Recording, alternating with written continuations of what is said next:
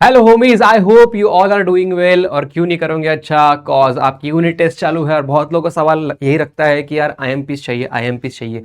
First of all याद रखना, IMP का मतलब ये नहीं होता कि हमें क्या क्या करना है। आईएमपी का मतलब ये होता है हमें पहले क्या करना है। तो I just brought some top picks from the last year question जो यूजुअली रिपीट हुए हैं from the first 4 chapter of part 1 and part 2, मतलब पार्ट 1 के 2 एंड पार्ट 2 के 2। ओके, जैसे कि आप जैसे जब पढ़ाई करना चालू करोगे तो पढ़ाई करते हुए आपका जो पार्ट 1 का फर्स्ट चैप्टर आपको दिखेगा वो दिखेगा मैथमेटिकल लॉजिक। सी, यूजुअली लॉजिक चैप्टर में आपको तो सभी करना चाहिए फर्स्ट ऑफ ऑल, बट अगर मैं तुमको बोलूँ तो याद रखना कॉन्वर्स, इनवर्स, कॉन्ट्रापोजिटिव सवाल मोस्टली रिपीटेड है, लेकिन कुछ ऐसे सवाल जिसके लिए सिस्टम बड़ा ही डिवाइडेड है। डिवाइड का मतलब देखो, जैसे अगर आप देखोगे ट्रूथ टेबल के ऊपर मल्टीपल सवाल आते हैं, तो याद रखना ट्रूथ टेबल के इक्विवेलेंस के लिए अभी आप देख रहे होंगे ये वाला सवाल। ओके, ये वाला सवाल। और express the following in switching circuits in symbolic form, जहां पे भी तुमको क्या करना है, स्विचिंग टेबल ड्रॉ करना है।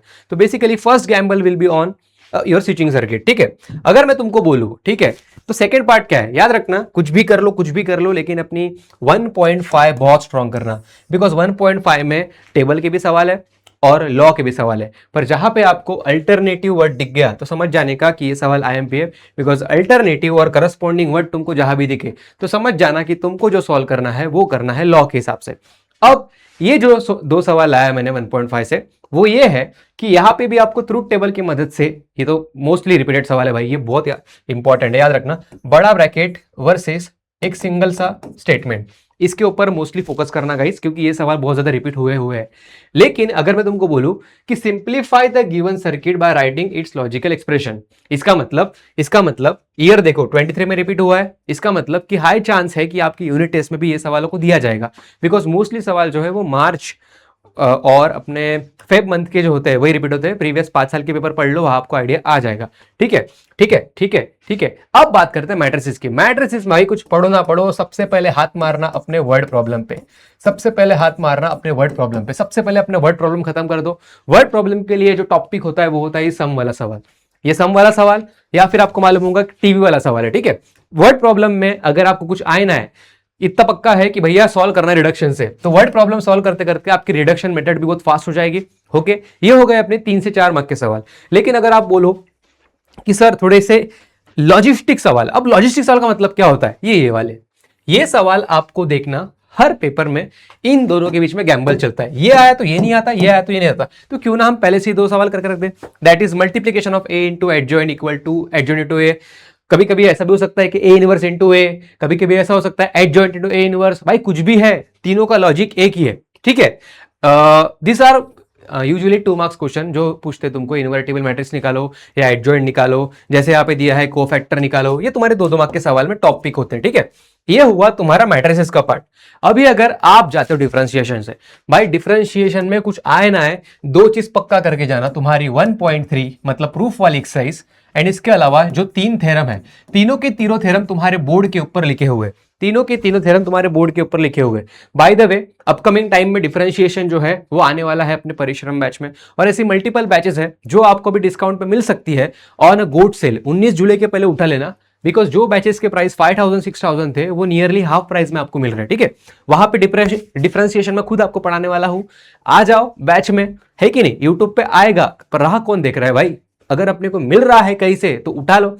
देखो 1.3 में जाते ही प्रूफ दैट वाले सवाल पिक करना, जैसे कि ये वाला y equal to root root root, कभी कभी रूट के अंदर कॉस कॉस कॉस रहेगा, कभी साइन साइन साइन रहेगा, डजंट मैटर, ये सवाल आते रहते हैं। अगर ये तुमको दिखे ना दिखे, वहां पे तुमको एक लॉग वाला सवाल पक्का दिखेगा, जो यहाँ पे लिखा है कि नहीं आई डोंट नो, बट याद रखना एक log to the base 3 x cube minus y cube वाले जो सवाल होते हैं, अगर तुमको याद होगा था, x cube minus y cube वाले सवाल।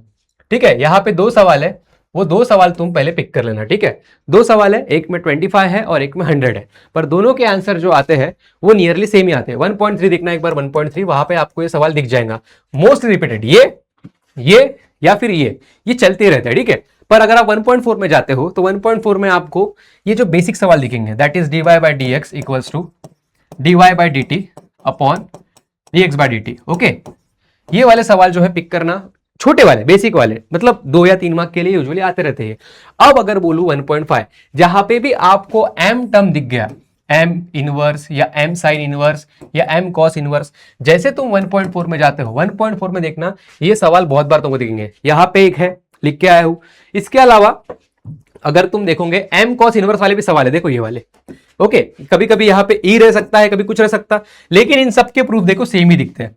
तो बाय द वे ये है तुम्हारे टॉप पिक्स फ्रॉम 1.5। ओके, अगर ये सब हो जाए तो आखिरी में भाई लोग थ्योरम पे घुस जाना, थ्योरम पे घुस जाना।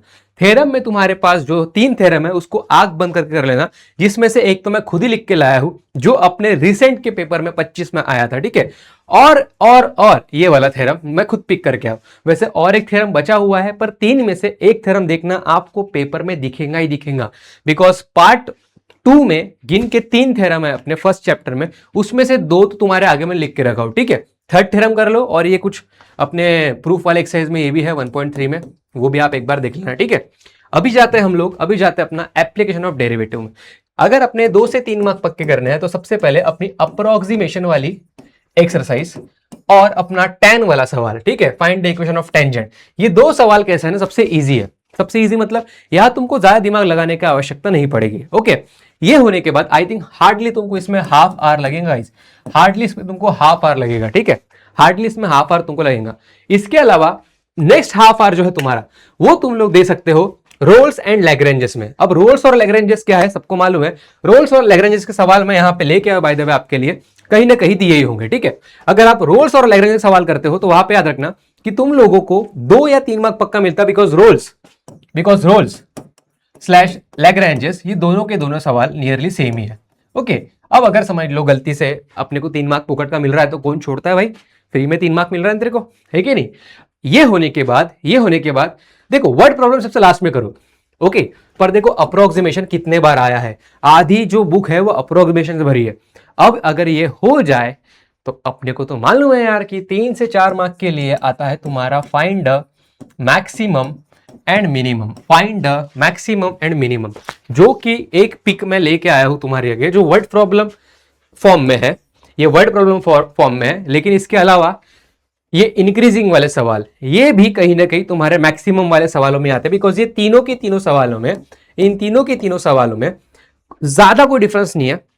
एक जगह इतनी स्टेप है, एक जगह इतनी स्टेप है, और एक जगह इतनी स्टेप है, पर at the end of the day increasing decreasing word का यूज होता है।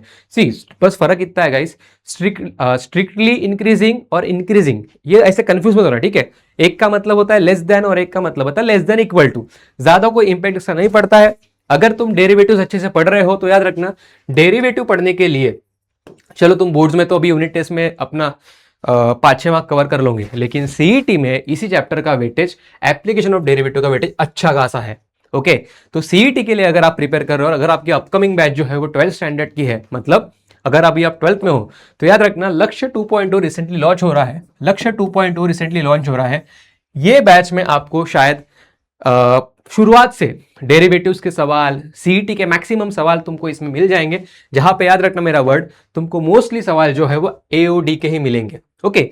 बिकॉज डेरिवेटिव और एओडी ये दोनों वहां पे कंबाइंड फॉर्म में तुम्हारे आगे आते हैं, ओके। सो मिस मत करना, ये जो कुछ क्वेश्चन दिए हैं ये सब होने के बाद आखिरी में भाई तुम्हारा वर्ड प्रॉब्लम है। वर्ड प्रॉब्लम जो है 2 टाइप के होते हैं, ओके। एक है मैक्सिमम मिनिमम पे, और एक है तुम्हारा वो नहीं क्या सोप वाला, जो तुम्हारे फर्स्ट एक्सरसाइज में दिए हुए टेंजेंट वाले एक्सरसाइज में, जहां पे तुमको सोप का सरफेस निकालना है, वेलोसिटी दिया है, फिर एरिया दिया है। ये जो सवाल है ये 3 मार्क्स से वगैरह आते रहते हैं, ठीक है। लास्ट में जाना word problem, I will suggest word problem कहीं ना कहीं डिफिकल्ट है एओडी के, तो मैं तुमको बोलूंगा कि तुम लोग जो है ना लास्ट में जाना वर्ड प्रॉब्लम पे, या फिर जो प्रीवियस ईयर के टॉपिक्स है मैं लेके आया हूं, यहां पे एक तुम्हारे आगे दिया हुआ है, एक भी कर लेना गाइस, एक भी कर लेना, तुम्हारा हल्का फुल्का आ जाएगा, ठीक है। यहां भी देख सकते हो तुम लोग, ये भी तुम्हारा वर्ड प्रॉब्लम है, टॉपिक्स में आता है, और यहां भी तुम्हारा वर्ड प्रॉब्लम ये भी टॉपिक्स में आता है।